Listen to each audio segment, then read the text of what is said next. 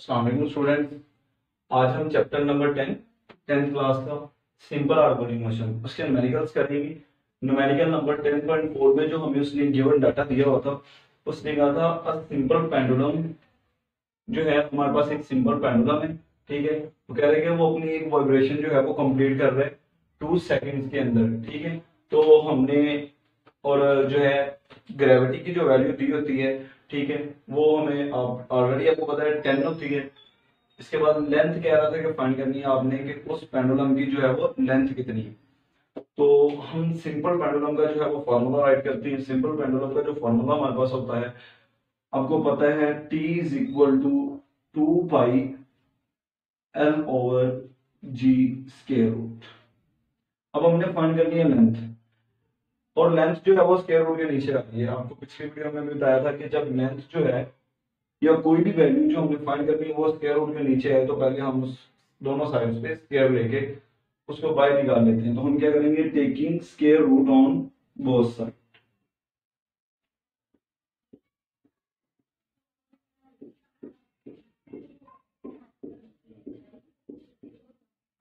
Then इस side पे भी स्क्वायर आ जाएगा और इस साइड पे भी स्क्वायर आ जाएगा। 2 pi L over G square root square. ये T square as it is. अगर हम 2 का स्क्वायर लें तो ये हमारे पास होगा 4, और पाई का स्क्वायर लें तो ये हो जाएगा हमारे पास पाई स्क्वायर। L और G के ऊपर स्क्वायर रूट है तो ये स्क्वायर से कैंसिल होके L ओवर G। अब हमने L की वैल्यू फाइंड करनी है, तो इसीलिए हम इक्वेशंस को रीअरेंज करते हैं। ये G इधर डिवाइड हो रहा है, इधर बाकी मल्टीप्लाई, तो ये हो जाएगा G G T square is equal to 4 pi square L। हमने L फाइंड करना है, तो ये 4 पाई स्क्वायर इसके साथ मल्टीप्लाई होगा तो इधर लाके हम डिवाइड करवा देंगे। Then L is equal to G T square over 4 pi square. इसके आगे हम इसके अंदर वैल्यूज पुट करते हैं। पुटिंग द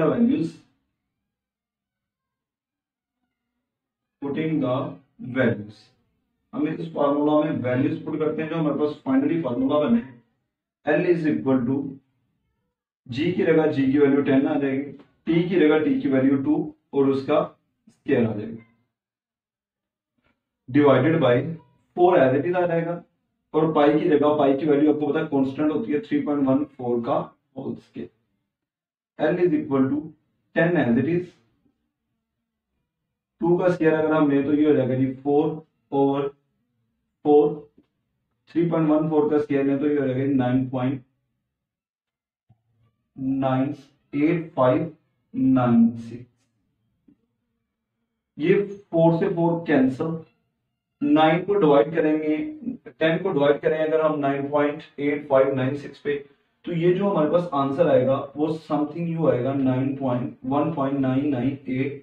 सो अगर हम इसको राउंड ऑफ करते हैं तो ये हमारे पास जो है वो 2 के इक्वल आ जाएगा, और लेंथ जो होती है ये हमेशा मीटर में। स्टूडेंट्स, ये हमारे पास जो था वो इस न्यूमेरिकल का सॉल्यूशन था। अगर हम इस न्यूमेरिकल की बात करते हैं तो इसके अंदर उसने हमें नंबर ऑफ वेव्स दी हुई है। वो कह रहा है कि आपके पास एक सिंपल पेंडुलम है जो है उसकी नंबर ऑफ वेव्स जो है वो दी हुई है वो 100 है। ठीक है, और जो टाइम दिया हुआ है उसने, वो कह रहा है कि जो वाइब्रेशन कंप्लीट कर रहा है उसको लग रहे हैं 20 सेकेंड, और उस वेव लेंथ जो हमारे पास वेव है उसकी जो लेंथ, वो जो लेंथ दी हुई है मीन वेव लेंथ जिसको हम लैम्डा बोलते हैं, वो हमें दिया हुआ है 6 सेंटीमीटर। अगर हम इसको मीटर में लें, because metre is the SI unit, और ये सेंटी जो है यहाँ पे प्रीफिक्सेस के तौर पर आई हुई है। अगर हम सेंटी की वैल्यू लें -2 होती है, तो -2 जब नीचे रहेगी तो वो +2 हो जाएगी और 100 हो जाएगी। 10 की पावर 2 जो होती है वो 100 के इक्वल होगी। जब डिवाइड करेंगे तो ये हमारे पास आएगा 0.06 मीटर।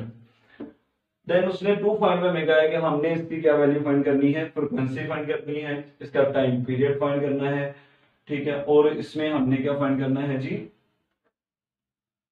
वेलोसिटी। ठीक है, कि उस वेव की कितनी वेलोसिटी है, वो कितनी फ्रीक्वेंसी मीन कितने जो है वो सर्कल चक्कर कंप्लीट कर रहे हैं, उसके वो कंप्लीट चक्कर करने में उसको कितना टाइम लग रहा है मीन टाइम पीरियड। ये तीनों चीजें हमने फाइंड करनी है। तो सबसे पहले हम फाइंड कर लेते हैं जी फ्रीक्वेंसी।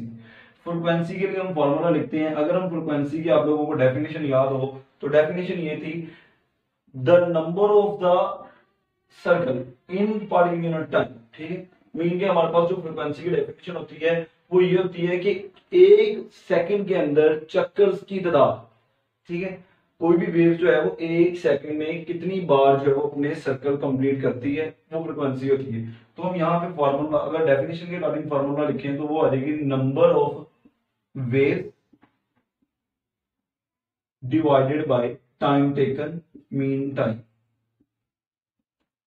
नंबर ऑफ वेव्स जो होती हैं, आपको पता है किसी भी चीज के नंबर ऑफ मॉलिक्यूल्स हैं वो भी स्मॉल एन से शो होती हैं, नंबर ऑफ वेव्स हैं वो भी स्मॉल एन से शो होगी। तो हम इसको स्मॉल एन से डिनोट करते हैं और टाइम को स्मॉल टी से।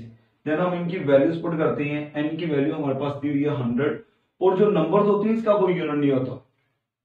टाइम है, टाइम हमारे पास जो आ जाएगा जी वो हो जाएगा 20। जब हम 100 को 20 पे डिवाइड करते हैं तो 5 आंसर आ जाएगा। और फ्रीक्वेंसी का जो यूनिट होता है ये होता है हर्ट्ज। नेक्स्ट स्टूडेंट, हमें पता है जो हमारे पास जो फ्रीक्वेंसी होती है ये रेसिप्रोकल होती है टाइम पीरियड के। और अगर हम टाइम पीरियड की बात करें तो टाइम पीरियड हो जाएगा रेसिप्रोकल किसके, फ्रीक्वेंसी की। Mean time period is equal to 1/f। अब हम यहाँ पे फ्रीक्वेंसी की वैल्यू पुट करते हैं 1/5। अगर हम इन दोनों को डिवाइड करें, 1 को डिवाइड करें 10 पे, तो हमारे पास जो आंसर आएगा वो आ जाएगा जी 0.2। टाइम पीरियड है तो ये हमारे पास सेकंड में है। हमारे पास दो चीजें फाइंड हो गई हैं, फ्रीक्वेंसी भी और टाइम पीरियड भी। अब हमें जो उसने रिक्वायर्ड की गई थी third value mean frequency, sorry velocity. अब हमने इसी में एक लॉन्ग क्वेश्चन बना था, वेलोसिटी, फ्रीक्वेंसी एंड लैम्डा यानी वेवलेंथ, इन तीनों के दरमियान में एक रिलेशन फाइंड किया था, v is equal to f lambda. हम इस रिलेशन को यूज करते हुए वैल्यूज निकाल लेते हैं वेलोसिटी की। v is equal to f की जगह एफ की वैल्यू जो हमारे पास आई थी 5 मल्टीप्लाई बाय लैम्डा की जगह लैम्डा की वैल्यू 0.06। जब हम इन दोनों को मल्टीप्लाई करते हैं तो ये आंसर आ जाएगा 0.30। अब ये जीरो जो होता है आपको पता है ये नॉन सिग्निफिकेंट नंबर होता है, इसीलिए हम इसको यूं लिखेंगे 0.3 मीटर पर सेकेंड जो है वो वेलोसिटी का यूनिट। ये हमारे पास सेकंड न्यूमेरिकल का जो 10.5 है उसका सॉल्यूशन था। नेक्स्ट हम इसी तरह सेम ये जो न्यूमेरिकल है, इतना सा ये जो न्यूमेरिकल है सेम उसी मेथड के साथ ये भी होगा। इसमें हमें उसने फ्रीक्वेंसी दी हुई है और लैम्डा दिया हुआ है, मीन वेवलेंथ दी हुई है, किसी भी वेव की जो लेंथ है वो दी हुई है, और उसने कहा find the velocity of the wave. Wave की वेलोसिटी फाइंड करनी है। अगर हम फार्मूले में बात करें तो वो नो दैट